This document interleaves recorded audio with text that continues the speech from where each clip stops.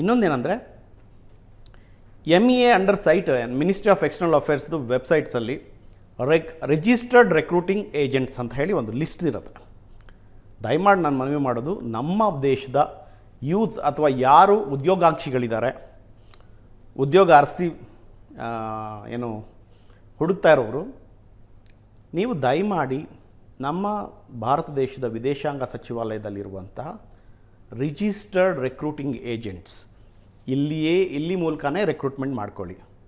ಮತ್ತು ಈ ಜಾಬ್ ಅಡ್ವರ್ಟೈಸ್ಮೆಂಟ್ಸ್ಗಳು ಕೊಡ್ತಾರಲ್ಲ, ಮೋಸ ಹೋಗಬೇಡಿ. ಯಾರು ನಿಮಗೆ ಜಾಹೀರಾತು ಕೊಟ್ಟು ಅಟ್ರಾಕ್ಟಿವ್ ಆಗಿ ಐ ಕ್ಯಾಚಿ ಜಾಹೀರಾತುಗಳು ಕೊಡ್ತಾರೆ, ಅಲ್ಲಿ ಏನು ಜೆನ್ಯೂನಿಟಿ ಇರಲ್ಲ. ಅವ್ರು ಪ್ರಮೋಷನ್ ಮಾಡ್ತಾ ಇದ್ದಾರೆ ಅಂದರೆ their intention is profit, not your career. ಅಂಥ ಸಂದರ್ಭದಲ್ಲಿ ನೀವು ರಿಜಿಸ್ಟರ್ಡ್ ರೆಕ್ರೂಟಿಂಗ್ ಏಜೆಂಟ್ ಹೌದಾ ಅಲ್ವಾ ಕನ್ಫರ್ಮ್ ಮಾಡ್ಕೊಳ್ಳಿ.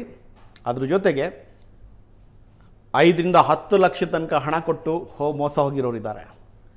ಬಟ್ ಕಾನೂನು ಏನು ಹೇಳುತ್ತೆ ಅಂತ ಹೇಳಿದ್ರೆ, ಯಾವುದೇ ರೆಕ್ರೂಟಿಂಗ್ ಏಜೆಂಟ್ ಅವರ ಡಾಕ್ಯುಮೆಂಟೇಷನ್ ಪ್ರೋಸೆಸ್ಸಿಗೆ 30,000 ರೂಪಾಯಿ ಪ್ಲಸ್ GST, ಹತ್ತಿರ 35,000 ಬರುತ್ತೆ. 30,000 ಪ್ಲಸ್ 18% GST. ಇಷ್ಟನ್ನು ಮಾತ್ರ ಅವರು ಏನಂದರೆ ರೆಕ್ರೂಟಿಂಗ್ ಶುಲ್ಕ ಅಂತ ಹೇಳಿ ತೊಗೋಬೋದು. ಅದ್ರ ಮೇಲೆ 1 ರೂಪಾಯಿನೂ ಎಕ್ಸ್ಟ್ರಾ ತೊಗೊಳಂಗಿಲ್ಲ. ಹಾಗೇನಾದರೂ ತೊಗೊಂಡ್ರೆ ನೀವು ನೇರವಾಗಿ ಇಮೈಗ್ರೇಷನ್ ಪೋರ್ಟಲಲ್ಲಿ ಆ ರೆಕ್ರೂಟಿಂಗ್ ಏಜೆಂಟ್ ನಂಬರ್ ಹಾಕಿ ಅವರ ಹೆಸರನ್ನು ಮೆನ್ಷನ್ ಮಾಡಿ ನೀವು ಒಂದು ದೂರು ಕೊಟ್ಟರೆ, ನೇರವಾಗಿ ಆ ರೆಕ್ರೂಟಿಂಗ್ ಏಜೆಂಟ್ 15 ಲ್ಯಾಕ್ಸ್ 15 ಲಕ್ಷ ಡೆಪಾಸಿಟ್ನ ಅವ್ರು ಕಟ್ಟಿರ್ತಾರೆ. ಅದರಲ್ಲಿ ಹಣ ಇಟ್ಕೊಂಡು ನಿಮಗೇನಾದರೂ ಮೋಸ ಆಗಿರೋದು, ರಶೀದಿ ಏನಾದರೂ ಇದ್ದರೆ, ಎವಿಡೆನ್ಸಸ್ ಇದ್ದರೆ ಅದನ್ನು ರೀಫಂಡ್ ಮಾಡ್ತಾರೆ. ಇದು ಒಂದು ಪ್ರೋಸೆಸ್, ಯಾರಾದರೂ ಮೋಸ ಹೋದರೆ.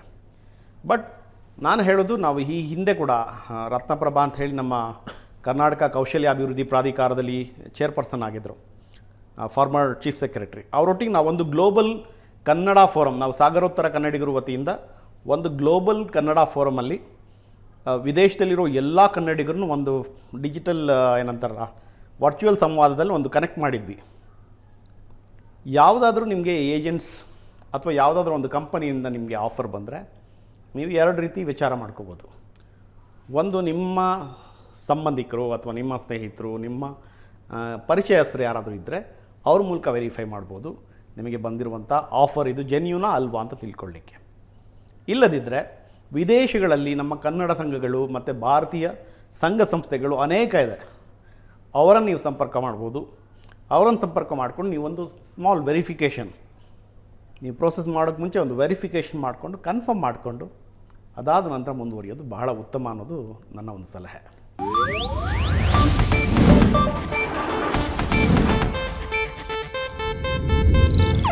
ಇದು ಏಷ್ಯಾನೆಟ್ ನ್ಯೂಸ್ ನೆಟ್ವರ್ಕ್ ಪ್ರಸ್ತುತಿ.